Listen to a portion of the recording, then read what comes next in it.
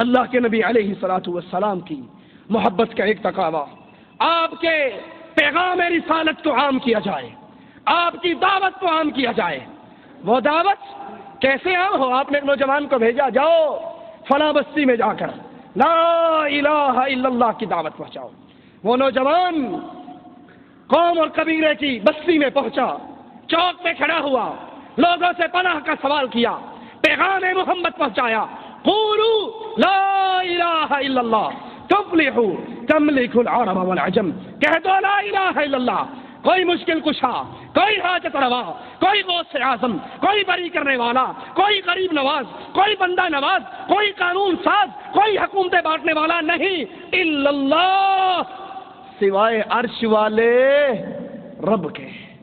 ایک کافر پیچھے سے آتا ہے، نیزے کا وار کرتا ہے، نیزہ اس کی چھاتی کو چیر جاتا ہے، لیکن دعوت توحید پہنچا دی۔ جواب میں کہتے ہیں فزت ورب الکعبہ، کعبے کے رب کی قسم میں کامیاب ہو چکا۔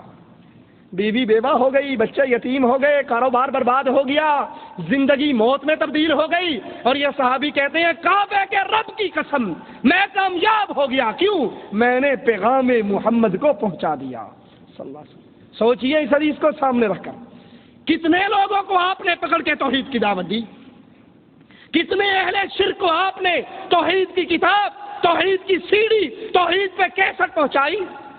صبح سویرے ناشتہ لینے والے جو نکلتے ہیں موٹر سائیکلوں پہ، رات سے ان کی لائٹ آن ہوتی ہے تو انجانے کو بھی یوں کرتے ہو، آپ کی لائٹ جل رہی ہے، فضول اس کو بند کر لو۔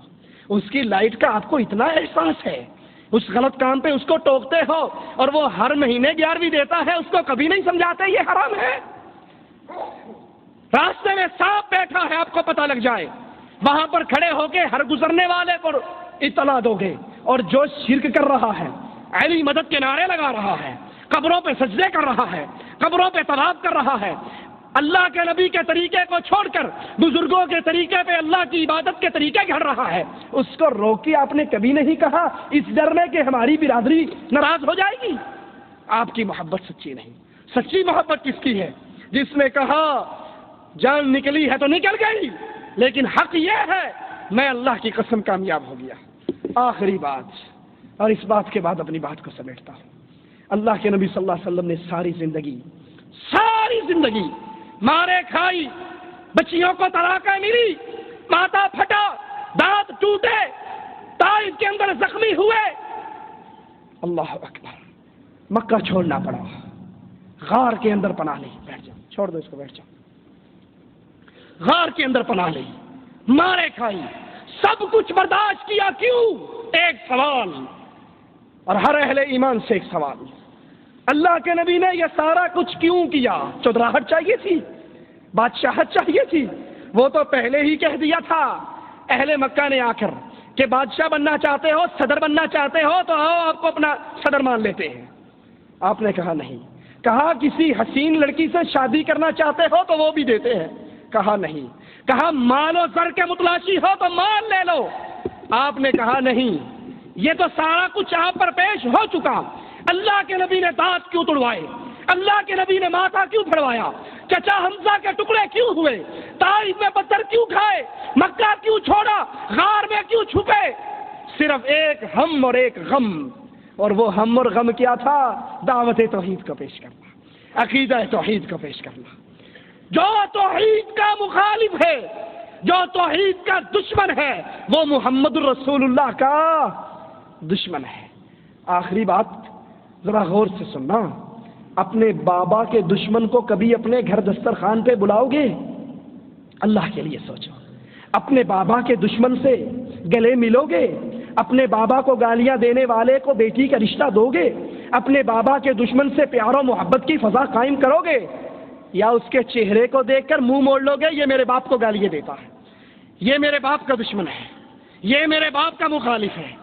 اپنے باپ کی غیرت تو اتنی ہے کہ ہر اس بندے سے لڑائی ہوگی جو میرے باپ کا دشمن ہے، اور اللہ کے رسول کی ساری محنت، آپ کی ساری دعوت توحید کو ہم نے اس لیے چھوڑ دیا۔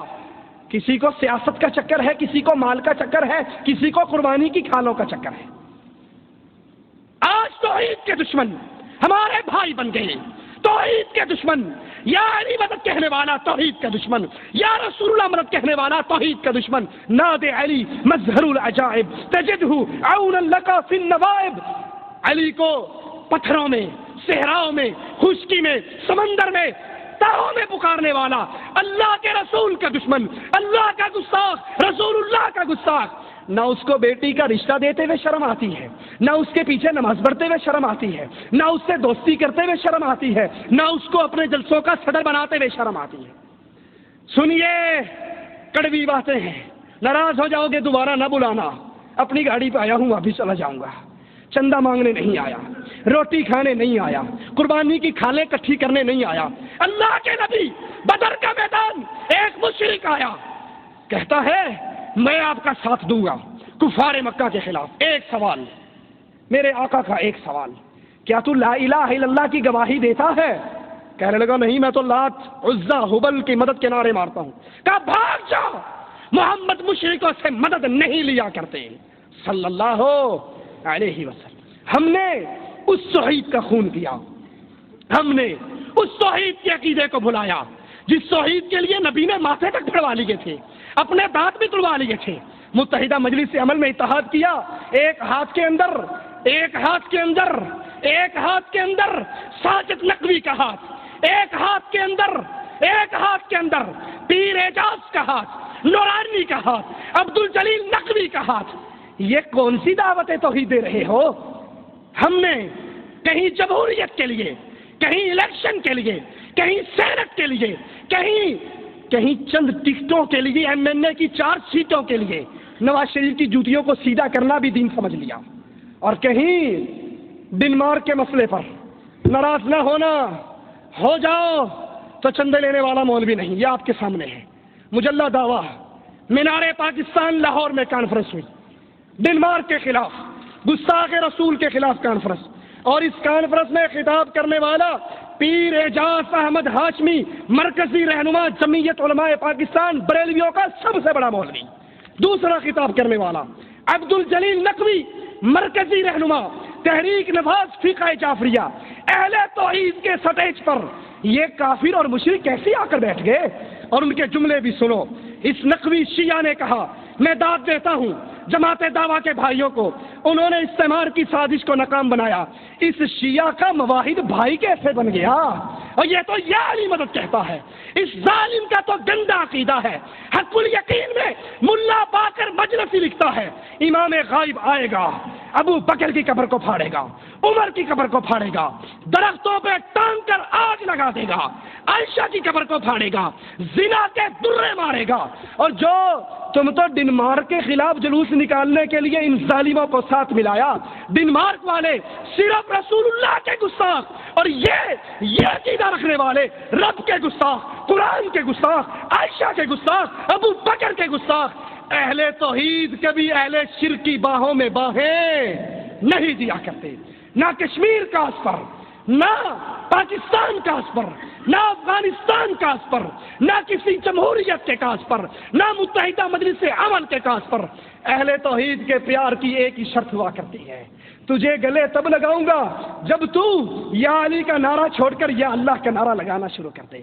اہل توحید کو تو ایک ہی درس دیا امام کائنات، امام اعظم محمد الرسول اللہ صلی اللہ علیہ وسلم نے. جب چچا حمزہ نے آ کر کہا تھا بھتیجے جس نے تیرے سر کو پھاڑا میں نے اس کے سر کو پھاڑا، بیت اللہ میں گرایا، ابو جہل کے سینے پہ چڑھا، اور بھتیجے آج کے بعد جو تجھے مارے گا حمزہ تیرے ظالم سے، تجھ پہ ظلم کرنے والے سے بدلہ لے گا. ہائے ہائے اے آقا تیری جوتیوں پہ میرے ماں باپ قربان ہو جائے. کیا عجیب درس دیا. نبی کے ماتھے پہ کوئی خوشی کے آثار نہیں، کوئی بلے بلے شاباش نہیں کہی. خاموش. زبان حال سے کہا جا سکتا ہے نبی کے جملوں کو، نبی کے جذبات کو، کہ مجھے کوئی خوشی نہیں، تو نے مجھے مارنے والے کا بدلہ لیا، لیکن سن وہ بھی حبل، وہ بھی عزا کے سامنے سجدہ ریز ہے تو تو بھی اسی کے سامنے سجدہ ریز ہے. جیسے وہ مشرک ویسے یہ مشرک. یہ دعوت توحید ہے. اللہ سے دعا ہے اللہ ہمیں دعوت پہ عمل کرنے کی توفیق عطا